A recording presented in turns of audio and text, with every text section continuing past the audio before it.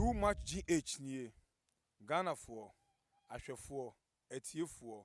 onipa bi a won subscribe e wo too much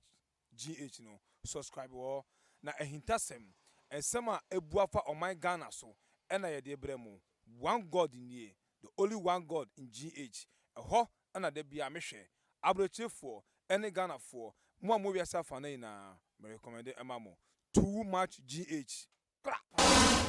abusiafo ene adofonom mema obibia akwaba ede eba too much GH so munuaba ekwesikapa ena mutimini Ghana wahala dwumedie ena ebre asosembede ebeso na se de mamu too much de we are your number one loyal credible channel ye wo ho ede mamu abre ene abrebe eba na ensema edi atrentwe wo memo trending issues dia aha ena chese ngwenya ni do so poyetu ede ma ahwefo na abusia na watchi mu emaya bi asori achese we sori ana wo ka ne yonko ho ase we sori ana wo twa edebo ne yonko we sori a wo twa edebo ne yonko na eno ama ye radio and TV presenter bi wo hwese de enwoma ekona wo hu ne se ema ye yankasa ya tamfo wo hunu wo share se de entokwa no ekọ odo se eboa ama obia de ne talent ababonti so ase ye attack ye ho personally ye ade a any kwan say ye na abusuamo ma yembomra ensem ni mu. The ongoing beef among female athletes prove that women are their own enemies. Award-winning radio and TV presenter Efia Pokia and Edisa and Subway etu eja we was as na hwane Efia Pokia dem dodo na nim no ene vim lady ene o ya baya na o ye ne vim talk ne you know emra ne sesen wo no na ye ka ne ho asem no na abaya yi emra che se o hwe ntawantawa ekoso ewo ema musicians no entema womo rap womo high life womo switch e free high life eko rap side ni nyina no wo hwe se de womo womo nyoma na ehu ebehia se wono susu wode na no ebetumu ebie no waka bie because ye sha sister Efia or ye high life musician and I chese wode this song eba ya wode bebe rap ye bobo enkrofo edi we ema sister Debbie Mo when the shame ekwapin polompo de onumpo de na didi enhyeda enim anso so be gentokwa no ekon ye gangale okoma chese okon ema ne ho ba no e reveal secret bebre e de efa ensem no eho wode sister Efia de sans enum we ba ye o bubo sankrofo we dim we ema Frida Rhymes and so reply here with or no so ne rap song no wa share said the idea na ekono na afa elo baroni wo hu ne say hu ebehia so wono so wode na no ebetum because ono oye king of the queens into ono so eba ye de ne rap goddess ne won nyoma ebebetutu akwam na watchi mu wode ne nyum bi etu eja ache se wode se ye medical ne womo aka ehun eno krampo ema ye freedom so de ne de ebebe boss ono so be this sister Efia ake kan and so much as omo no omo bonum krampo no hu ne se womo nyina o che se they've chop her fala into what this answer when nyina betu ja no wo hwe se de entokwa no eko ewo ema no mu na wo hu ne se debi ema ye ankasa ye ho atamfo ewo mu se wo bia show ne talent ewo mu se wo bia kire se wo ade bi ewo ne mu owo energy bo wo kapa bi obetimi aye bibi nanso se de enyum ne kon se emema ye this song a wo mo ye na ko uhu se omo ye this song wo kan ye nanso so ema ne de emotional wom jealousy wom bibia wom otimi fa wan kasa wo awu nipadua na mu krampo de se wa je se wo kan otimi kan se odi wanim na eka wodi beyew wodi wachi a wodi beyew chese ba bia wo nyam punchline e de ema no na no wo hwe ya na ohun se mo betu enwuma na se mo beba abonten ababa be kasa na se mo beba ababa kire mo talent am wone de mo betimi aya anka boni bia enim by se mo beba abonten mo bedi mo ankasa mo ho atem mo via na masan akade enim ana se masa e de mo nyoma mo ye mo boyfriends amafafa ene yi esa etwa mo ho empo na chese ehu ehia ye kwakwa enti sanka wo hu ne se se mo nyina mo show mo talent we ya de we chese yan oh mo no ne sa no mo ye e de aboa e music industry no ama na koso ne hu se e man so etimi e bibi ne hu ne se e what men can do women can also do na no na ama sa ensem no asipi by say ya attack yan ho na ye di yan ho atem no de e no de hu ne se entwa ye kra e wo sa ensem no emu mo man kotie e ye vin lady ne ensem a wodi etu edwa no eso.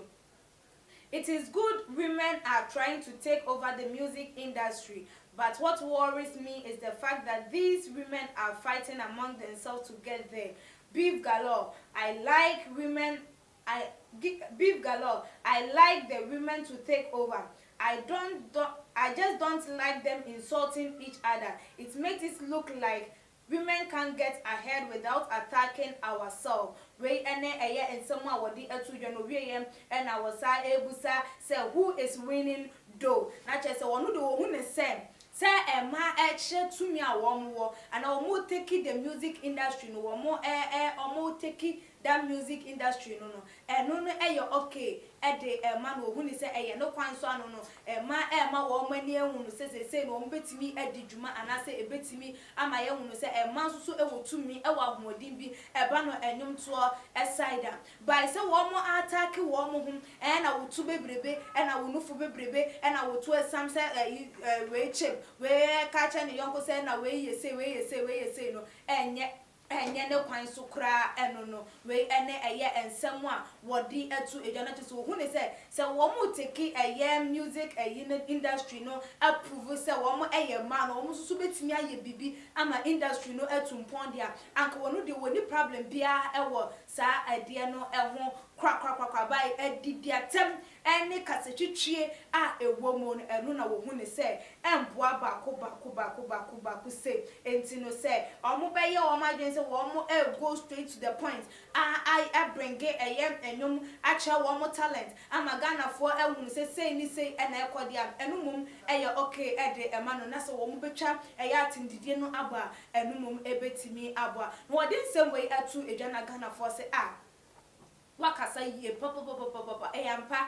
ma de ho atamfo because onu obi nya asem a ne boyfriend bi a waje no ye entokwa bi ona okun emre bi etwemu ni nyina wo de beba current one mu ene wo ababa bekun e wo ho adu atem ene eche se de obeye wo no obema wa hunu se anu wonu obema wonu krampo se wo ye de wo ba abonten ebebe kan esa ensem no na ohun ne se ebra aso se wo mu be jai sa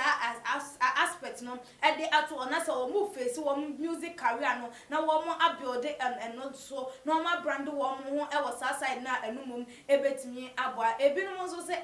na ede na kebema ade na ye de song na se ede na kebema no ama ye hunu se eye ma na ekun we ya na ema ye hunu se eye ma entokwa because ema de wo hwe mema bobo ne ma bobo hu difference wo ema bobo a wo mu nyina tim kokogu bobo akoso mo dufu wo mo na bo no mpo nam ne baby ema bo a hu se mema na ebo ntisam na entokwa no e wo se eye na ema wo hunu se eye ema entokwa na we ama ye nua George na atre na adwe no no wodi to Eja said,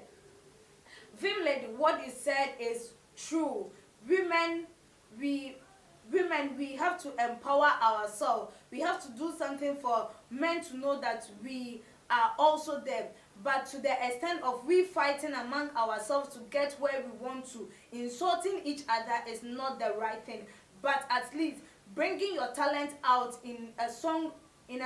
way or in a rap way no is good, but not attacking one another or no so edie and on wo hu say oba bonten aba be kire wo dibre wo bobre ne enoma wutimi eye ne den kan fun so bia eni ho say ema edisa ejuma no by say kasechitwie we yi be ye ne yonko we kokofa ne mpena ho asem de aba be ka ede achi no ama na kwakọ ye he na aye yi ne de eno de wo hu say enye ne kwan so anu no to ne vim lady eye adwen hu say women we have to empower ourselves ema hu say yensusu ne etimi eye bibi yenua eye Celestine ede awode eba ye o say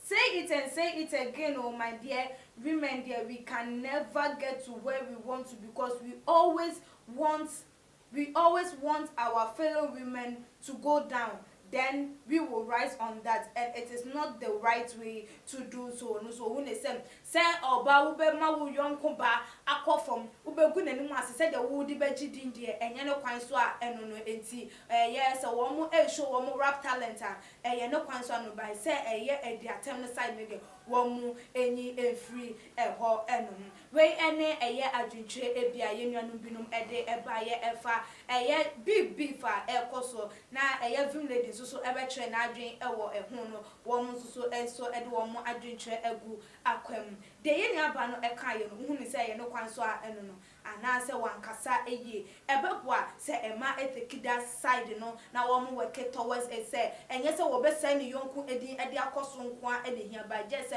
wo bring it out in the talent ama bia se nyina hu se wo no de wotimi eye eno no na enu emum etimi ama wo mo akoso a utimi de wadwentwe no etu edwa o too much GH comment section ebiem so share videos no efom wo busuan for all the social media platform that's an ebesane share aha ene dijumedie no ebesi.